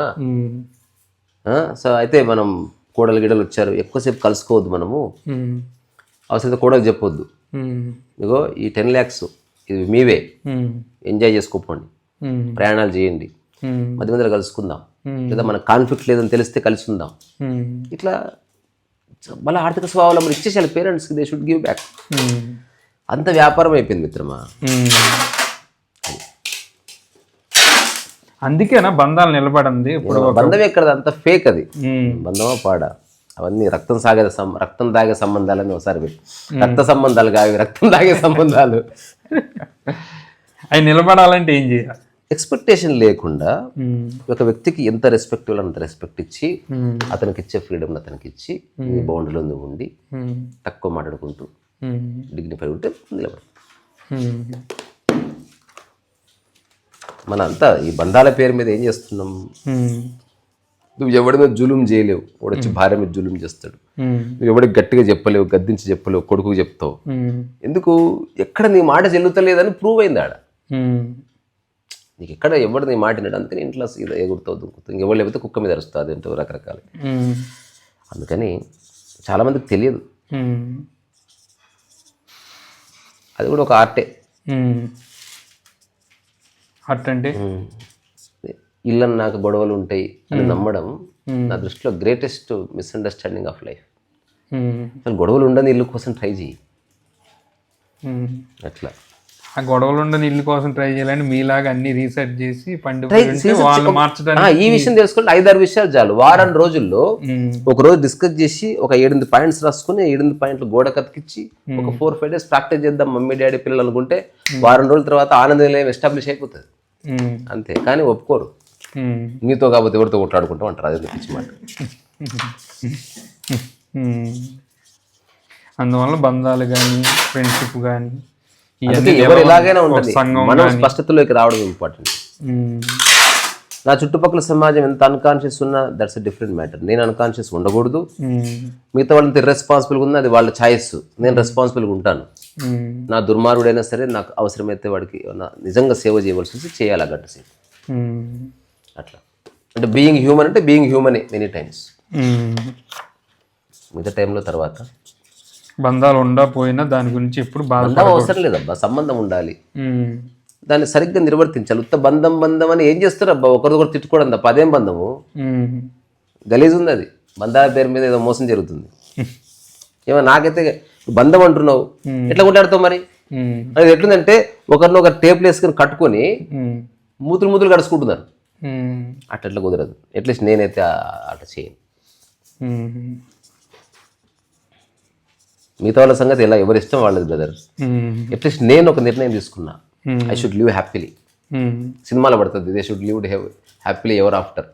సినిమాలో కాదు, రియల్ లైఫ్లో నిరంతర ఆనందం ఉంది, నువ్వు నిష్కామ కర్మ చేయవచ్చు అని నేను తెలుసుకున్నా.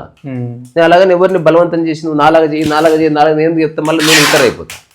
అందుకని రోజు ఎందుకు వీడియోలు పెడతాడు, ఐఎమ్ డెమాన్స్ట్రేటింగ్. చూడు, ఒక్కొక్క పుస్తకం రిలీజ్ కాకముందే పంపిస్తున్నా. ఈ విషయం నేను దాచిపెట్టాలనుకోవట్లేదు, సత్యం చెప్తున్నా. అరే పుస్తకం ముందే చదవాలనుకున్న వాళ్ళకి పంపించేస్తున్నా. నా పుస్తకంలో ఇనాగ్రేషన్ చేసే ముఖ్య అతిథి ఎవడు పుట్టలేదు, ఇంకా అందరు ముఖ్య అతిథులే నాతో సహా, అందరూ సమానం. ఇప్పుడు నువ్వు ఉన్నావు, నువ్వు తీసుకుంటే ఇనాగ్రేషన్ అయిపోయింది, దానికి దారం కట్టిపితే అయిపోయాయి. అందరికి ఇప్పడం వాళ్ళు ఇష్టం రా టైసన్.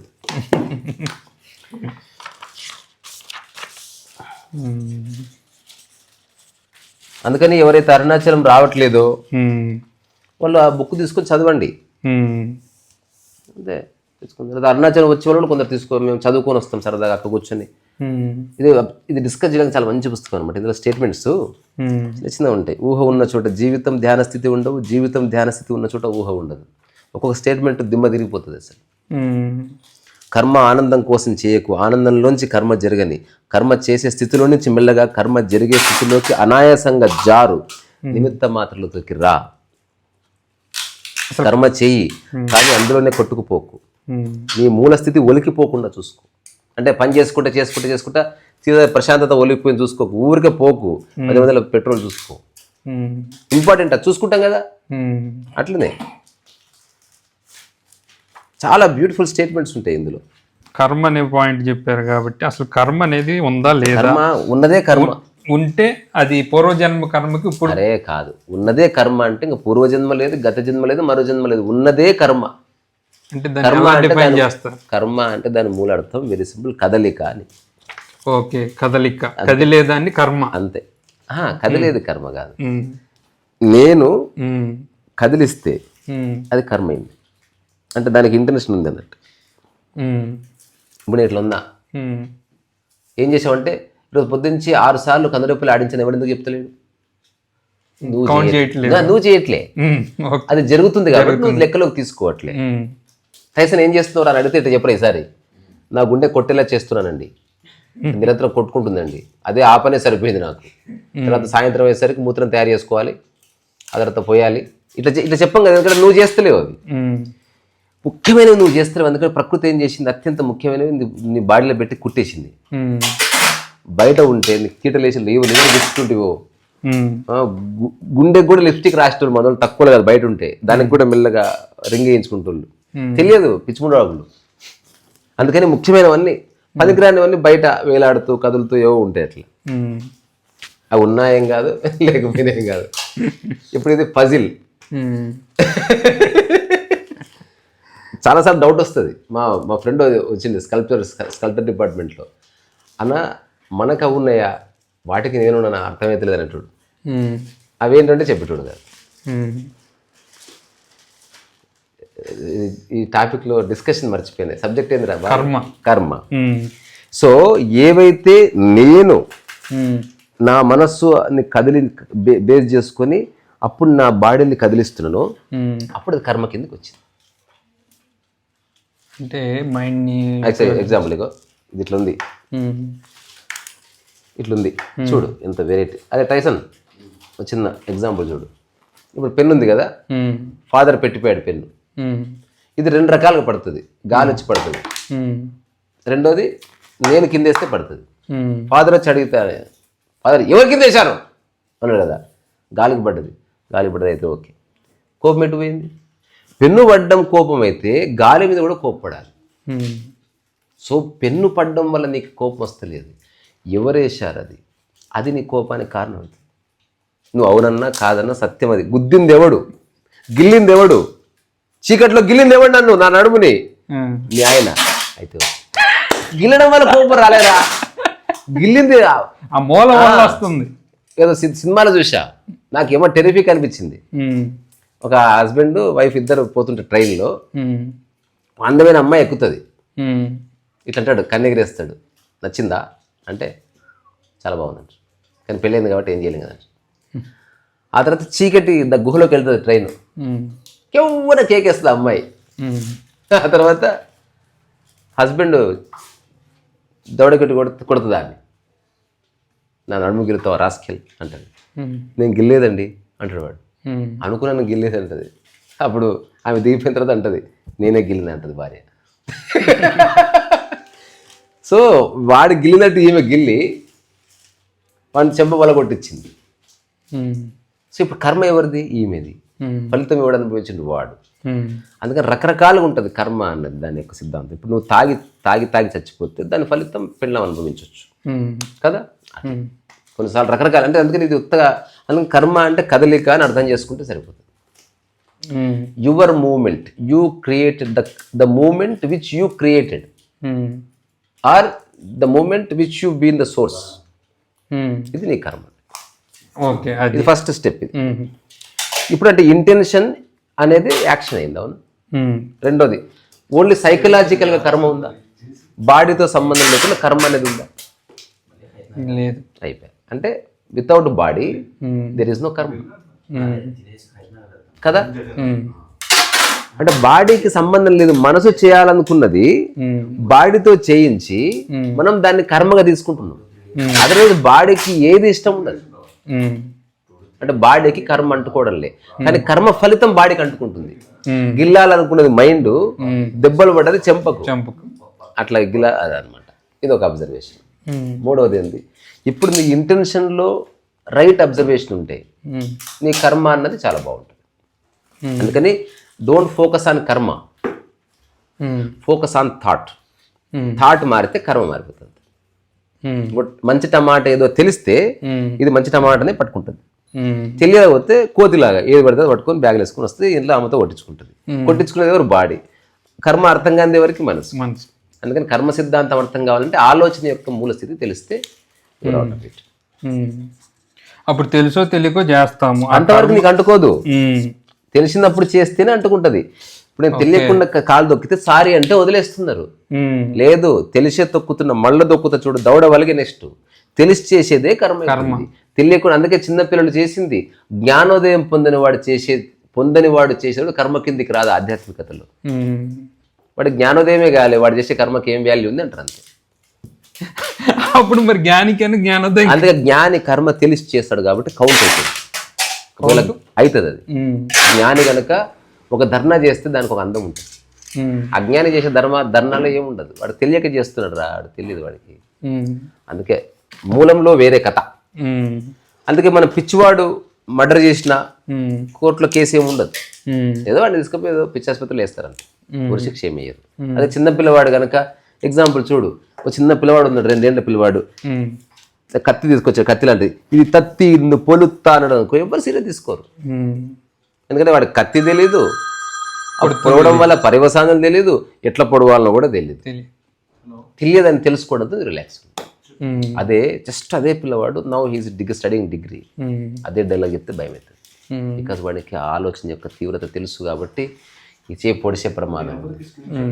అదే చిన్న పిల్లలు పొడువమ్మా పొడువు రా మీ నాయన పొడువు తుత్తు అంటారు.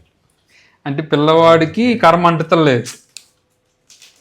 అందుకే చిన్నపిల్లవాడి మనసు ఎవరికైతుందో వాళ్ళకి ఏ కర్మ అంటుకోదు. చైతన్య స్థితిలో కర్మ ఎవడైతే చేస్తాడో వాడికి ఏ కర్మ ఫలితం అంటుకోదు. అంతే. మిగతా అందరికీ కర్మ చేసినా చేయనంటే వాడు ఏం చేస్తున్నాడు? చైతన్య స్థితిలో అంటే తెలిసి చేయడం. నేను పుస్తకం ఇది చేస్తే ఇది జరిగింది తెలిసి చేస్తున్నా, అందుకని దాని కర్మ ఫలితం ఏదైనా నేను తీసుకుంటాను. ఓకే. ఇప్పుడు ఇది పూర్తి ప్రాక్టికల్గా నేను అనుభవించింది చెప్పిన. పుస్తకాల్లో ఇట్లున్నది, పుస్తకాల్లో గందరగోళం ఉంటుంది. అంత ఇంకాస్త భయాలు వస్తాయి. అవును. మరి దీనికి ఏదో క్యారీ ఫార్వర్డ్ అని, ఇంకో జన్మలో ఇది వచ్చిందని వాళ్ళ బొంద అని ఒక పుస్తకం ఉంటుంది, అది చదువుకోవాలి వాళ్ళు. నెక్స్ట్ మరి ఇది కర్మ సిద్ధాంతం వల్లే ఇప్పుడు ఆలోచించిన నమ్ముతున్నారు. కర్మ సిద్ధాంతం వల్ల ఇప్పుడు ఈ జన్మలో నువ్వు గుడ్డివాడిగా జన్మలు లేవు, లేకపోతే ఉన్నవాడిగా. గుడ్డివాడికి ఏం ప్రాబ్లం లేదు. గుడ్డివాడి పట్ల నువ్వు సింపతి చూపడం తప్పు. ప్రాబ్లం గురించి కాదు నేను అనేది, కర్మ మీదే పాయింట్. అరే రామ, అతను కళ్ళు లేకుండా పుట్టాడు, నువ్వు పూర్వజన్మ కాదు అందరూ వైకల్యంతోనే పుడతారు. అతని కళ్ళు లేనని నువ్వు అనుకుంటున్నావు, నీకు బుద్ధి లేదు. నువ్వు కూడా ఒక వైకల్యంతో పుట్టావు, నీకు తెలివి లేదు, నీకు అవగాహన చేసుకున్నా, అది కూడా వైకల్యమే. నీకు జస్ట్ బాడీ బాగున్నంత మాత్రం కూర్చు వరకునే పడతా, ఏదో వైకల్యం ఉంది, అది గుర్తించు. అంటే అలా ఎందుకు పడుతున్నారు అందరూ? జెనెటిక్స్, అది జెనెటిక్స్. అది ఆ జెనెటిక్స్ ఎందువలన వస్తుంది? కర్మ వలన వస్తుందా? నువ్వు చేసుకున్న పూర్వజన్మ పాపం. నీ శరీరం లావ్ అయింది, ఎందుకయింది? పూర్వజన్మ వలన, నువ్వు తినడం వలన. నేను తినడం వలన. జెనెటిక్స్ అంటే ఒక రాంగ్ పర్సన్ ఇంకో రాంగ్ పర్సన్తో శృంగారం చేయడం వల్ల ఆ బ్లడ్ ఇన్ఫ్యూజన్లో ప్రాబ్లం జరిగి ఆ లోపల రసాయన క్రియ సరిగ్గా జరగక మనం కనుక పదార్థం చెడిపోతుంది వండుతుంటే చూడు. ఎగ్జాంపుల్, నువ్వు ఇట్లా చక్కెర అయిపోయి ఉప్పేసావు, మొత్తం చెడిపోతుందా లేదా? అట్లా రాంగ్ జెనెటిక్స్ కలవడం వల్ల తప్పు జరుగుతుంది. అందుకని ఆ విషయం ఇప్పుడు ఎగ్జాంపుల్ పెద్ద పెద్ద సెలబ్రిటీస్ పెళ్లి చేసుకుంటారు, ఎందుకు మంచి అమ్మాయిని చేసుకుంటున్నారు? మంచిగా ఉండిద్ది, అప్పుడు పిల్లలు కూడా మంచిగా వస్తారు. ఇప్పుడు పవన్ కళ్యాణ్ రేణుదేశ కొడుకు ఇంత ఉన్నాడంట, ఎందుకు ఉన్నారు? పవన్ కళ్యాణ్ ఎంత ఉన్నాడు, రేణుదేశ ఎంత ఉంది, ఆడందంగా ఉన్నాడు, ఈమందంగా ఉంది, సారీ ఆయన అందంగా ఉన్నాడు, మళ్ళీ వాడంటే ఫీల్ అయ్యారు, ఏదో భాషలో వచ్చింది, ఆయన అందంగా ఉన్నాడు, ఈ అమ్మ అందంగా ఉంది, వాళ్ళకి వచ్చిన అబ్బాయి కూడా అందంగా ఉన్నాడు. అదే ఇంటెలిజెన్స్. ఒక జన్మకి ప్రాణం ఇచ్చే, జన్మనిచ్చే ముందు కేర్ఫుల్గా ఆలోచించి నిర్ణయం తీసుకోవాలి. అట్లా అన్కాన్షియస్గా అదే పేరు వేరే రాసిన అరే ఇక్కడికి రాసేద్దాం, మారుతుంది. అమ్మా తప్పు అర్థం వచ్చే అవకాశం ఉందిరా వాళ్ళు.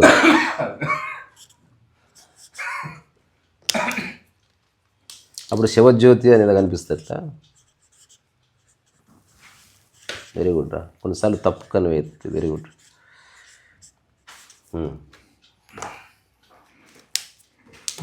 మరి మీరు కర్మే లేదంటున్నారు, జన్మలో చైతన్య స్థితిలో చేస్తే కర్మ ఫలితము భవిష్యత్తులో ఉండదు, ఇప్పుడే ఉంటుందని తెలుసుకోవాలి.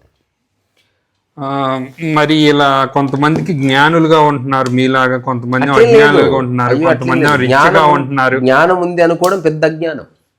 కొంతమంది రిచ్గా ఉంటున్నారు, కొంతమంది పూర్గా ఉంటున్నారు. ప్రాపంచికంగా రిచ్ పూర్ అనేది ప్రాపంచికము.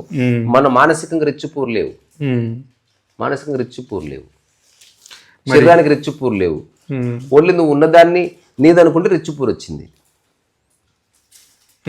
నీదర్ రిచ్ నార్ పూర్, సందర్భం అంతే. ప్రస్తుతం I'm living in a big spacious place. నీకు ఎక్కడ ఉంటుంది అంటుకుందిరా ప్లేస్, నువ్వు ఊరికి అట్లా చెప్తున్నావు అంతే.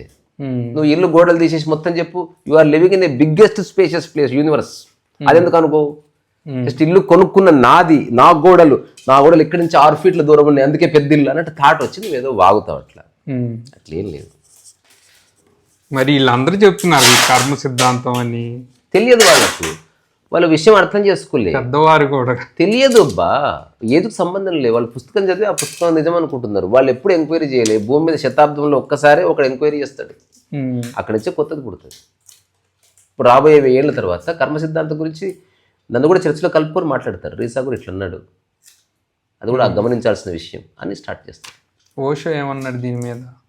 ఓషో లేదన్నాడు. సిద్ధాంతముగా అన్నీ ఉన్నాయి, అనుభవంగా ఏమి ఉండవు. అసలు కర్మ అంటే ఏంటో ఇప్పుడు నీకు చెప్పిన కదా, ఇప్పుడు నీకు క్లారిటీ వచ్చింది. కదలిక స్టేట్మెంట్, కదలికలన్నీ కర్మ కావు. నేను ఇంటర్నేషనల్ చేసిన కదలిక. శరీరము ఒక దాన్ని పట్టుకుంటుంది, శరీరానికి ఏ ఆసక్తి లేదు, పట్టుకోమని చెప్పింది నా మనస్సు. దీన్ని పట్టుకున్నది ఏంది? వేరేవాడి వస్తువు. వేరేవాడి వస్తువు అనుకుంటే శరీరం పై వలిగే, శరీరం సఫర్ అయింది. ఇప్పుడు శరీరం బాగుండాలంటే నా మనసులో వేరేవాడి వస్తువు తీసుకోవద్దు అన్న ఆలోచన స్థిరపడితే నా శరీరం ఫ్రీ అయిపోయింది. తద్వారా నా మనసు ఫ్రీ అయింది. చేంజ్ ద థాట్ అంత మారిపోతుంది. చిన్న విషయం చూడండి, ఇది అర్థం కాలేదనుకో మళ్ళీ విను, అర్థం ఏంటంటే నడవడిక సరిగ్గా ఉంటే అదే ఇంకా తెలుసుకోవాలి. ఇంత సింపుల్ గా లాదు, ఇంకా చాలా రహస్యాలు ఉన్నాయి ఇందులో అనుకుంటే ఒక బుక్ రాయొచ్చు, అంత సబ్జెక్ట్ ఉంది. అలాగని పెద్ద అర్థం కాని సబ్జెక్ట్ కాదు, ఈజీనే. కానీ దానికి ఆస్పెక్ట్స్ ఉన్నాయి, అవన్నీ రివీల్ అవుతాయి. మరి ఆత్మ సిద్ధాంతం అనేది ఉందా? అసలు ఆత్మ అనేది ఉందా? అసలు ఆత్మ అంటే ఏది అంటుకోలేదని, అది ఎక్కడ ఉంది? మన బాడీలో ఉన్నదే అది. గాలి ఎక్కడుంది?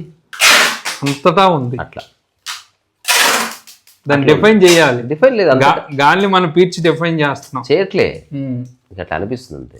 నీకు ఒక స్పృహతో ఉంది కదా, పీల్స్తేనే గాలి ఉంది అన్నది ఒక అనుభూతి చెందగలేవు కానీ నిర్వచించలేవు. అనుభూతి అట్లా అనుభూతి చెందొచ్చు ఆత్మని. అదేది ఎలా? అది ఏదంటే అందరిలో ఉన్నది. నువ్వు కాస్త సెన్సిటివ్ ఉంటే తెలుస్తుంది. ఇప్పుడు ఆకలి ఉంది, సెన్సిటివ్ ఉంటే తెలుస్తుంది. అట్లా ఇంకా మోర్ సెన్సిటివ్ అంటే అందుకే ధ్యానం అవసరమైంది.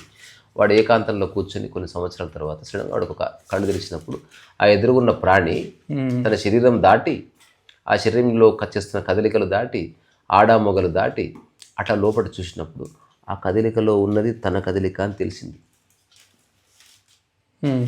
అటువంటి టైంలో అక్కడ కూర్చున్నది నేనే ఇన్ డిఫరెంట్ ఫామ్ అని తెలిసింది.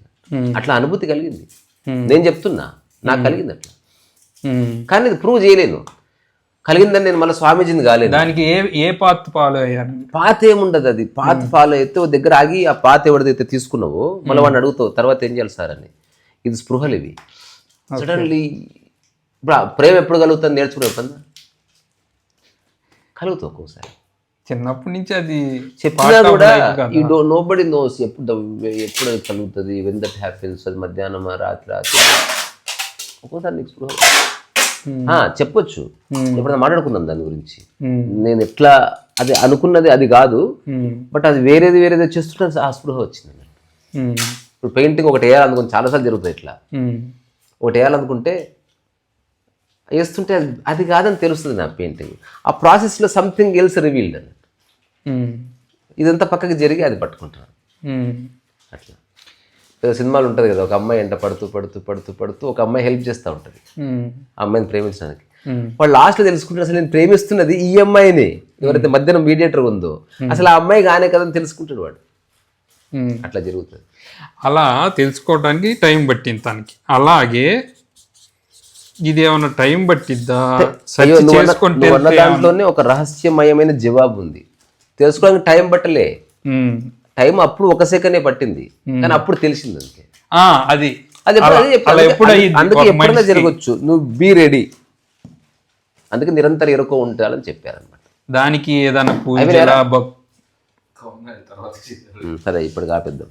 దానికి ఏదన్నా భక్తి ద్వారా పూజ ద్వారా ఏదైనా అవ్వచ్చు, నువ్వు ట్రై చేస్తూ ఉండు. ఎలా కంప్లీట్ కన్విక్షన్ ఎలా ఉండదబ్బా, రకరకాల పార్ట్స్ ఉంది. తర్వాత మళ్ళీ ఎప్పుడైనా మాట్లాడుకుందాం. ఎందుకనంటే నీ మనోశరీర ధర్మాలకు దగ్గరగా ఉన్నది ఏదో చూడాలి. మనం మాట్లాడుతుంటే రివీల్ అవుతుంది. అట్లా మనం ఇది చేయాలి అప్పుడు కన్విక్షన్ ఉంటే చేస్తే అప్పుడు ఏమైనా జరగవచ్చు. అది అట్లా it depends person to person మారుతుంది. పరమహంస ఉన్నట్టు రమణ మహర్షి ఉంటే రమణ మహర్షి ఉన్నట్టు మార్పా ఉండడు. వాళ్ళు ఉన్నట్టు నేను లేదు, నేను ఉన్నట్టు నువ్వు ఉండకూడదు. మూలంలో మనమంతా ఒకటని తెలుసుకో. పాతలు వేరే. నేను కారులో వస్తాను, నువ్వు బైక్లో వస్తావు. ఒకడు ముడ్డితో దేకి వస్తాడు. But let's meet in Arunachalam అని 25th. అట్లా వచ్చిన తర్వాత నేనైతే ఏం చేస్తాను తెలుసా, ఎలా వచ్చావు అని అడగనిప్పారు. వచ్చినావు అక్కడితో అయిపోయింది. ఎలా వచ్చావో ఆత్మకథ అంతా రాసుకోరు బుక్లో, అది నీ హెడేక్. వచ్చినావు అక్కడితో అయిపోయింది. అక్కడ వచ్చినావు చూడు, అది ఇంపార్టెంట్. ఎలా వచ్చావు, ఎన్నేళ్ళు పట్టింది అనేది ఇంపార్టెన్స్ ఇచ్చావు అనుకో, అది మళ్ళీ ఈగోగా మారుతుంది. ఎంతో కష్టాలు పడ్డాను అని మళ్ళీ అవన్నీ నాకు ఇంట్రెస్ట్ లేదని చెప్పడంతో యు బికమ్ నార్మల్. అంటే ఈ జర్నీలో చాలా ఆస్పెక్ట్స్ ఉన్నాయి. అందరూ మనుషులే, నేను మనిషినే. అందరూ హైదరాబాద్లో ఉంది, నేను హైదరాబాద్లో ఉన్నా. But the intensity to understand life ఇప్పుడు తెలుస్తుంది. నా ప్రశ్నలో ఒక నిజం ఉంది. నేను నిజంగానే అనుకున్నాను, ఏ కష్టాలు కన్నీళ్ళు లేని జీవితం కావాలి నాకు. ఏ ఉన్నా చెదరని ఒక మానసిక స్థితి ఉందా, ఇట్లాంటివేవో నేను కోరుకున్నా. వాటి జవాబుల కోసం తప్పించని ఇప్పుడు తెలుస్తుంది. అప్పుడు తెలియదు. అప్పుడు నేను వేరే వాళ్ళ దగ్గర చూడనే లేదు కదా, నాకు తెలీదు. అందరు నాలాగా ఉన్నారేమో అనుకునేవాడు నేను. ఇంత దూరం వచ్చినాక తెలిసింది అందరు ఎట్లో ఒకటి సెటిల్ అయిపోయి సఫర్ అవుతున్నారు, చాలా ప్రశ్నలతోనే చచ్చిపోతున్నారు, జవాబులు దొరక్క. సో నేను కొంచెం క్యూరియాసిటీ వల్ల అట్లా త్రూ బుక్స్ కానీ, త్రూ గురువులు కానీ, త్రూ ఓపెన్ మైండెడ్నెస్తో కానీ somehow I really enquired in to life pattern. దాంతోపాటు నేను మెయిన్ ఫోకస్ అంతా నా మీదకి వచ్చింది ఒక టైంలో. ఎవరు ప్రమాణం కాదు, నేనే ప్రమాణం. ఇప్పుడు నేను అన్నం తినాలా వద్దా, పుస్తకం చూడాలా, నేను ప్రమాణం అవ్వాలా, నేనే. నాకు నిద్ర వస్తుంది, పుస్తకం చదివించుకోవాలి. ఇప్పుడు టైం 8 గంటలకు నిద్ర పోవాలి, బుక్లో ఉంటే నిద్ర రాదబ్బా. ఆధ్యాత్మికత కూడా ఎంత రాసున్నా నీ మీదకి రావాలి విషయం, అప్పుడే అది నీకు చిక్కుతుంది. అందుకని అక్కడ ఉంది ప్రతిరోజు 6:30కు పడుకునొచ్చో నిద్ర వచ్చిందని వాడు రాశాడు అనుకో. ఇప్పుడు 1000 ఏళ్ల క్రితం అప్పుడు కంప్యూటర్ లేదు, నెట్ఫ్లిక్స్ లేదు కాబట్టి వాడు పడుకున్నాడేమో 6:30కి. ఇప్పుడు మనకు ఏడొస్తుంది. అప్పుడు రియల్ ఆధ్యాత్మిక గ్రంథం ఏంది, ఎప్పుడు నిద్ర వస్తే అప్పుడు పడుకో. స్పిరిచువాలిటీలో అట్లుంటది. అది ఏ జనరేషన్ రాసిన సత్యము కదా అట్లా. అందుకని there is so much to discuss. అలాగని మూలంలో కొంతనే ఉంది, మనం సరదాగా మాట్లాడుతున్నాం, పోల్చుకోకండి. ఇది ఒకటి, ఉన్నది అనుభవించండి. ఎవరన్నా మీరు చెప్పినట్టు పని చేయకపోతే అంగీకరించి మళ్ళీ చేయించుకోండి.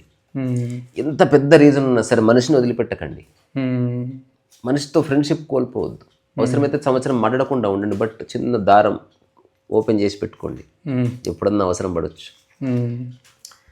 తర్వాత ఏదైనా అవసరం ఉంటే హుందాగా అడగండి. ఇట్లా చిన్న చిన్నవి. తర్వాత మన ఇంట్లో నువ్వు బిగ్గెస్ట్ హెల్ప్ ఏంది, సామరస్యం చెడగొట్టకు. సమస్యలు సాల్వ్ చేయకపోతే సాల్వ్ చేయకు, నువ్వు సమస్య కాకు. ఇవి చిన్న చిన్న విషయాలు.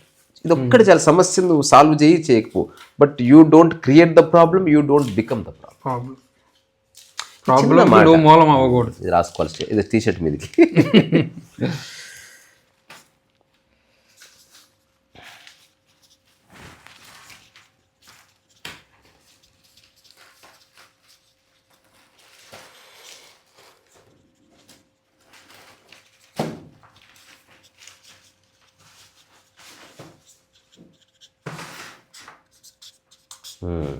అంతే.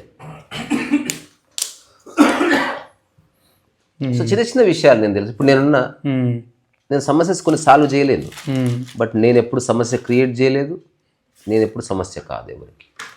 I'm very clear about it. కొన్ని సమస్యలు నేను క్లియర్ చేయలేని చెప్తాను, నేను అది నా పరిధిలో లేదండి అని చెప్తాను, మొహమాటం ఏం లేదు. కానీ నేను ఎప్పుడు సమస్య క్రియేట్ చేయలేదు. ఇప్పుడు నేను అడిగినా కూడా, నా బిడ్డను అడిగితే చెప్తుంది ఇప్పుడే, నా వల్ల ఏమైనా గొడవ అయిందంటే నేను ఎప్పుడు గొడవ క్రియేట్ చేయను. గొడవ ఏదైనా అయితే నేను ప్రతిస్పందించాను, but I have never created either economical or moral or societal or behavioural. No, I'm fully aware of myself. My each action అన్నది పూర్తి ఎరుకలో జరుగుతుంది. నేను మాట్లాడే ప్రతి మాట పూర్తి స్ఫురణలో ఎరుకలో మాట్లాడుతున్నా. ఆ రోజు మాట్లాడేదంటే నేను ఏదో అనుకోకుండా అట్లేం లేదు. నేను మాట్లాడేదంటే తర్వాత నేను తప్పకుండా నేనేం మాట్లాడేదని చెప్తాను. అప్పుడు బ్రెయిన్ ని మనసుని లైవ్ చేసి మాట్లాడుతున్నా, పూర్తి సింక్ లో మాట్లాడుతున్నా. ఎవరిని వచ్చి అడిగితే నేను ఖచ్చితంగా నేను కాన్షియస్ లోనే మాట్లాడాను, గుర్తులేదు చూపియండి. నేను తీరా చూసిన తర్వాత మాట్లాడలేదని చెప్పను, అవసరం క్షమాపణ కోరుతాను, కానీ ఐ డోంట్ బ్యాక్ ట్రాక్. ఆ స్పష్టత. అందుకని ఆత్మ పరమాత్మ అనే రెండు ఉన్నాయి, అన్నీ ఒకటే. మనం విభజిస్తే తాను మనిషిలో ఉన్నది కాదు, తానంటే తెలుసు, బట్టర్ షాప్ తాను, దాంట్లో మీరు తీసుకున్న బట్ట ఆత్మ పరమాత్మ.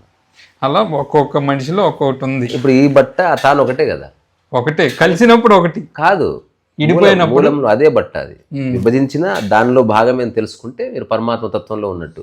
విభజించిన కాబట్టి దాంతో నాకు సంబంధించి సపరేట్ అనుకుంటే మీరు జీవాత్మ తత్వంలోకి వచ్చినట్టు, అటాచ్మెంట్ వచ్చింది బట్ట మీద. ఆత్మతత్వం అంటే ఏంది, ఇది విభజించినప్పటికీ వీటి యొక్క మూల స్వభావాలు ఒకటే అని తెలిస్తే ఆత్మతత్వంలో ఉన్నట్టు. అసలు విభజించినట్టే అని తెలుసుకుంటే పరమాత్మ తత్వంలో ఉన్నట్టు. అది మీ యొక్క ఇంటెలిజెన్స్. నువ్వు నేను వేరుగా కనిపిస్తున్నా, మన ఇద్దరు ఒకటే అంటది హీరో హీరోయిన్. ఎట్లా ఒకటి, ఎక్కడో ఒకటి, అది చెప్పనీకి రాదు. అదే పరమాత్మ తత్వం అంటే. All are one, all become one, all function. పరమాత్మలో ఈ ఆత్మ కలవాలంటే కలిసి నువ్వు కలపలేవు, దాంట్లోనే ఉంది కాబట్టి ఇంకేం కలుపుతావు అంటావు. దాంట్లో ఇప్పుడు ఇది ఉంది, కానీ జ్ఞాని అయిన వాళ్ళే దాంట్లో వెళ్ళి కలుస్తారు, అజ్ఞానం కలవలేరు. అబద్ధం అది, అంత తెలియక. అది మన సంబంధం. నువ్వే ఆలోచించు, ఇది ఆత్మ పరం విడిపోయింది, ఇది ఎట్ట కలుపుతావు, దాందే అది. మరి ఇప్పుడు రమణ మహర్షి గారి నుంచి తీసుకుంటే ఒక పాయింట్, ఆయన చనిపోయినప్పుడు ఒక ఆత్మ అనేది పోకపోయినా పొరపాటు. దయచేసి రమణ మహర్షిని అర్థం చేసుకున్న వాళ్ళు సరిగ్గా. రమణ మహర్షి చనిపోయిన రోజు తుఫాన్ వచ్చినప్పుడు రమణ మహర్షి ఆయన, దాన్ని ఆధారం చేసుకుని ఆయన జడ్జి చేయకండి. ఒక అగ్నిలాగా లేచిందో, పాలపుంత ఊసిపోయిందో, లేకపోతే ఎవడన్నా ఆ టైంలో చాలా మంది చచ్చిపోయి ఉండొచ్చు. అదెందుకు నువ్వు లెక్కలోకి తీసుకోవట్లే? ఆ టైంలో అంటే ఆయన దగ్గర నుంచే లేచింది, నేను ఏమన్నా లేని, అది ఇంపార్టెంట్ కాదంటున్నా. అంటే నువ్వు దాన్ని ఆధారం చేసుకుని జడ్జి చేయకు. అంటే ఆ రోజు లేవకపోతే అంటే వేస్ట్ పిల్లదా?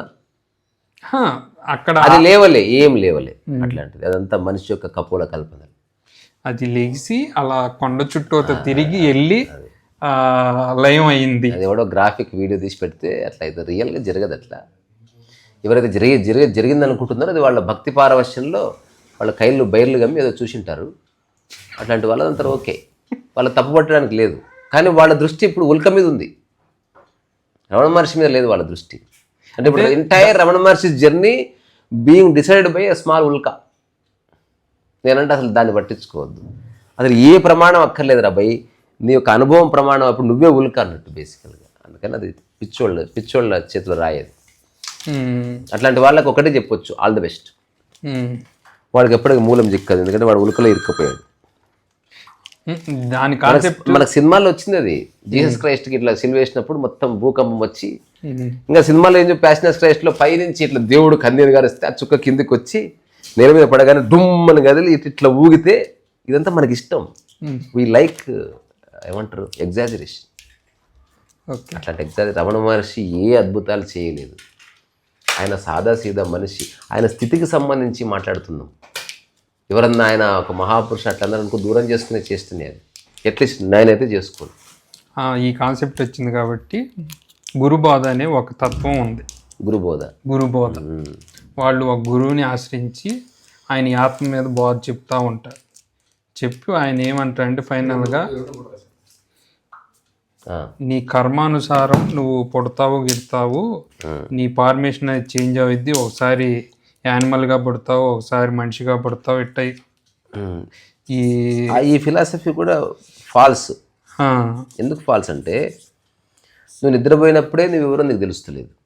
నువ్వు ఇంకో జంతువుగా పుట్టినప్పుడు ఆ జంతువుకు నేను గత జన్మలో మనిషిని తెలియకపోతే ఆ జంతువుకి ఏ బాధ ఉండదు, తెలియదు. తద్వారా జంతువు జన్మ తీసుకున్నట్టే. తెలిస్తేనే జన్మ తీసుకున్నట్టు.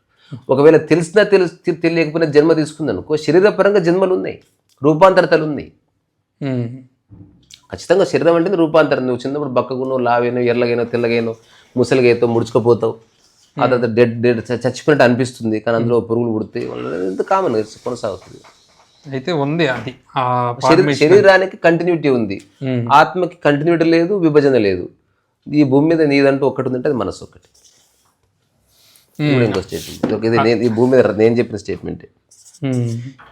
ఈ భూమి మీద నీదంటూ ఏదైనా ఉంది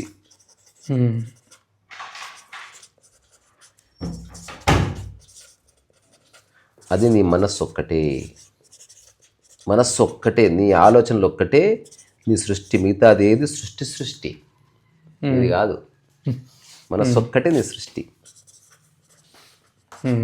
కాదా? వాళ్ళు చెప్పేది ఏంటంటే ఇది మీరు వాళ్ళు ఎప్పుడు థింక్ చేయలేదబ్బా. ఇప్పుడు నేను చెప్తున్నా, నేను క్రాస్ చెక్ చేసి ఇంత బలంగా ఎవడన్నా చెప్తాడా? అసలు అది ప్రమాణంగానే కాదు. నేను చెప్పింది నువ్వే చూడు. దాంట్లో ఎంతసేపు గొర్రెలాగా ఎవడో చెప్పిందమ్మి వాడు చెప్పి అట్లా నువ్వు చూడు. నేను కూడా చెప్పిందమ్మకు. శరీరానికి రూపాంతరతనే ఉంది. ఇప్పుడు దహన సంస్కారాలు మనిషి సృష్టి, అవునా? అవును. పూడ్చిపెట్టడం మనిషి సృష్టి. అదర్వైజ్ పూడ్చిపెట్టడం లేదు, దహన సంస్కారం లేదు. ఒకవేళ అట్లా మనిషి కనుక చనిపోయిన తర్వాత అట్లా రాళ్ల గుట్ట మీద పడేస్తే అదేం జరుగుతుంది? రాబందులు తింటాయి. అంటే నువ్వు ఆహారం మేను మెల్లగా అక్కడ పోవచ్చు, అక్కడ చిన్న చెట్లు చీమలు పురుగులు పుడతాయి. ఆ శరీరం రూపాంతరం చెందిందా లేదా? చెందింది. తద్వారా శరీరం కొనసాగుతుంది ఏదో విధంగా. ఒకప్పుడు ఇంతకున్న శరీరం ఇప్పుడు ఇంత లావైంది కదా, కొనసాగుతుంది శరీరం. సంకోచ వ్యాకోచాలే శరీరం, తద్వారా కొనసాగుతుంది. తద్వారా శరీరానికి మరణం లేదు. అందుకని శరీరం పట్ల మనం లిబరేషన్ ఉందాం. శరీరం కూడా ఆత్మ వంటి స్థితే, కానీ మెటీరియలిస్టిక్. ఆత్మ మూల స్థితి ఏతుందో దానికి విభజన లేదు, మరణం లేదు. ఇప్పుడు ఆకలి అనేది ఒకవేళ ఆత్మస్థితి అనుకో, దానికి మరణం లేదు. ఎక్కడో చోట ఆకలి అయితేనే ఉంటుంది. ఆకలి జన్మ తీసుకోవట్లే, ఆకలి ఉంది, మధ్య మధ్యలో అవుతుంది అది. ఇదొకటి. ఏకైక ఒకటి మనస్సు. ఆ మనస్సు అంతా నీ సృష్టి. అందుకని ఈ జన్మ తర్వాత మనస్సు ఉండదు. అట్లా చూసుకున్నా ఎగ్జాంపుల్, ఇప్పుడు నువ్వు స్వర్గానికి పోతావు. నేను చాలా మంది అడుగుతాను, స్వర్గానికి పోతే నీ మనస్, నీ థాట్ ప్రాసెస్, నీ థింకింగ్ అంతా ఉంటుందా? ఏముంది? బ్రెయిన్ లేదుగా. అడుగుతున్నా. ఉండదప్పుడు ఆ స్వర్గం కూడా నీకు తెలియదు. రియల్ లాజిక్ ఇది. మరి స్వర్గం నరకం అని తెలియదు నీకు. నేను చెప్పేది ఇప్పుడు చిన్నపిల్లవాడికి ప్యారిస్ అని తెలియదు కదా. అది వాడు హైదరాబాద్ గుర్తించిన రోజే, పల్లెటూరు గుర్తించిన రోజే ప్యారిస్ గుర్తిస్తాడు వాడు. ఎందుకంటే పోలిక వల్లనే ప్యారిస్ ఉంది. Otherwise there is no Paris. కుక్కకు ప్యారిస్ ఉంది ఏమన్నా? లేదు. అయిపోయి నీకు బుర్రనే దొబ్బిన తర్వాత ఇంకొకటి, ఒకవేళ నీ యొక్క మైండ్ ఇక్కడ ఉన్నది అక్కడ ఉందనుకో, ఇక్కడ ఉన్న దాని దరిద్రులన్నీ అక్కడ కూడా ఉంటాయి. అక్కడ ధనికుడు వస్తాడు, ముఖేష్ అంబానీ వస్తాడు, అందరూ అందరూ వస్తారు. ఉంది అప్పుడు ఆటోమేటిక్గా వాడిని ఎక్కడ కూర్చో వాడిని కిందికి పంపి అవలగానే వాడు ఎందుకు వచ్చింది ఇక్కడికి, మళ్ళీ సేమ్ అక్కడ స్వామీజీలు ఉంటారు, వాళ్ళ మైండ్ ఉంటుంది, అక్కడ సేమ్ రట్టు ఉంటుంది. ఒకవేళ మైండ్ లేదా, స్వామీజీ అన్న సంగతి స్వామీజీ తెలియదు, నువ్వు ఈ ఇంజనీర్ అన్న సంగతి నీకు తెలియదు, పాపం తెలియదు, పుణ్యం, బికాజ్ నీ మెమరీ ఎంత మెమరీలోనే ఉంది కదా, జనాలకు బుర్రలేదబ్బా. మరి స్వర్గం నరకం అనేది ఎందుకు వచ్చింది? భయం వల్ల. ఇప్పుడు ఇంత మంచి పనులు చేసిన ఉత్తగానే చేస్తా అంటే నీకు చేయబుద్ధి కాదు, అందుకని నువ్వు స్వర్గప్రాప్తి పో అంటే అట్లా.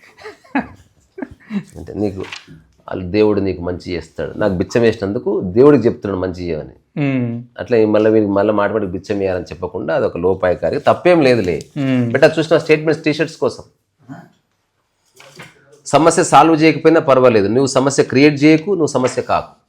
ఇదొకటి. మనస్సు ఒక్కటే సృష్టి, నీ సృష్టి.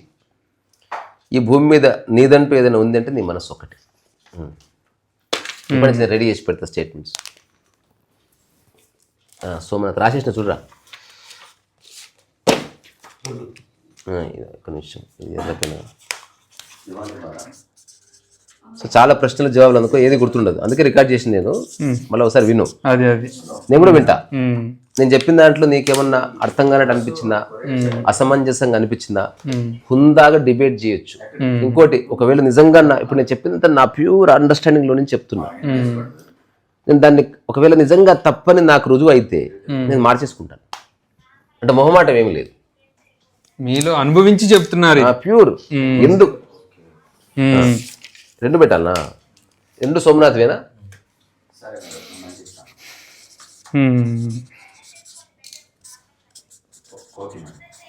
ఇప్పుడు శరీరానికి మరో జన్మ ఉంది అంటే అది రూపాంతరంగా ఉంది, చెట్టుగాను చేమగాను, అది నీవే. ఆ చెట్టు చేయమని దీన్ని ఇంకో ఫార్మేషన్ ఎందుకు మీరు అంగీకరించలేకపోతున్నారు? అది ఆత్మ ఫార్మేషన్ కాదు, శరీర తత్వం. శరీరం అంటే మీద గ్రాస్ రియాలిటీ అని. ఇప్పుడు నువ్వు ఎండలు తిరుగుతూ నల్లగా అవుతావు, నువ్వు కాదా, రూపాంతరం అవుతున్నావు కదా, అక్కడ ఇంకొక రూపం తీసుకుంది. శరీరానికి రూపం ఉంది, రకరకాల రూపాలు ఉంది. ఇప్పుడు జిమ్ చేస్తావు, సిక్స్ ప్యాక్ వస్తుంది, నువ్వే కదా, రూపం మారింది, but still that is you. సరిగ్గా చూస్తే ఆన్సర్స్ ఉన్నాయి. ఇంకా తర్కించి విభేదించి వితండవాదం చేసేవాడికి ఏది నచ్చదు అనుకో, అట్లాంటి వాళ్ళకి ఒకటే చెప్పాలి మనం, ఆల్ ద బెస్ట్ అంటే ప్లీజ్ కంటిన్యూ బెటా. ఇది అక్కడ ఇస్తే ఓకే, ప్రస్తుతానికి బాయ్ చెప్పు, మళ్ళీ మాట్లాడుకుందాం. సరే, ప్రస్తుతానికి బాయ్. మంచిగా అనిపించింది, అంటే చాలా ఆహ్లాదకరంగా, ఇది ఆనెస్ట్ కాన్వర్జేషన్. రెండోది, నీతో మాట్లాడుతూ నా పుస్తకాల పని కూడా అయిపోయింది. సో నువ్వు కూడా కూర్చొని పని చేసుకో.